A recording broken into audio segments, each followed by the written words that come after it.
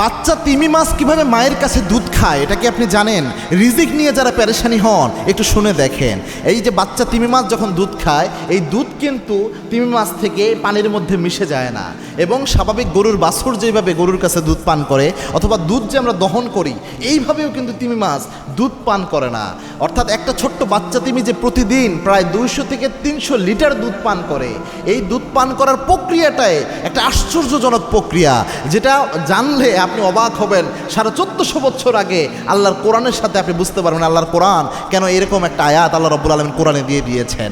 আল্লাহ রব্বুল আলামিন যে বলেছেন, ওয়ায়াতাফাক্কারুনা ফি খালকিস সামাওয়াতি ওয়াল আরদ, আমার যত সৃষ্টি রয়েছে গোলামেরা, আমার সৃষ্টি নিয়ে একটু চিন্তা গবেষণা করো, কত নিয়ামত আমি আল্লাহ দিয়েছি। এবং সৃষ্টির মধ্যে এই তিমি মাছ, যে তিমি মাছের কথা সূরা কলামে আল্লাহ সাহিবুল হুদ শব্দ চয়ন করে আল্লাহ রব্বুল আলামিন স্মরণ করিয়েছেন। এই তিমি মাছ যখন বাচ্চা মাছ যখন মায়ের কাছ থেকে দুধ পান করবে, সে যেটা করে তার মায়ের যেই জায়গাটায় দুধ থাকে তার লেজের অংশের দিকে, তার মায়ের ওই জায়গাটায় সে চলে যায়। এই ছোট্ট বাচ্চা তিমি যে 200-300 লিটার দুধ পান করে, ওই জায়গায় যে সে হা করে, তার মা তার শরীর থেকে সজোরে প্রেশার ক্রিয়েট করে, যার কারণে তার দুধগুলা বের হয়ে আসে।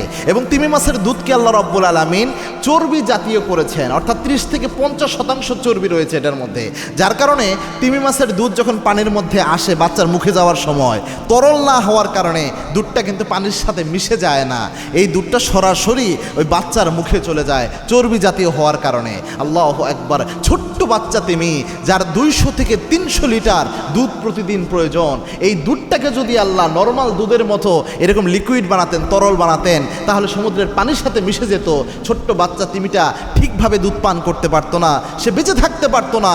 এই ছোট্ট বাচ্চা তিমি যার 200-300 লিটার দুধের প্রয়োজন, তার রিজিকের ব্যবস্থা আল্লাহ করেছে। কিভাবে তাকে রিজিক দিতে হবে আল্লাহ পেরেশানি নিয়েছে, দায়িত্ব নিয়েছে।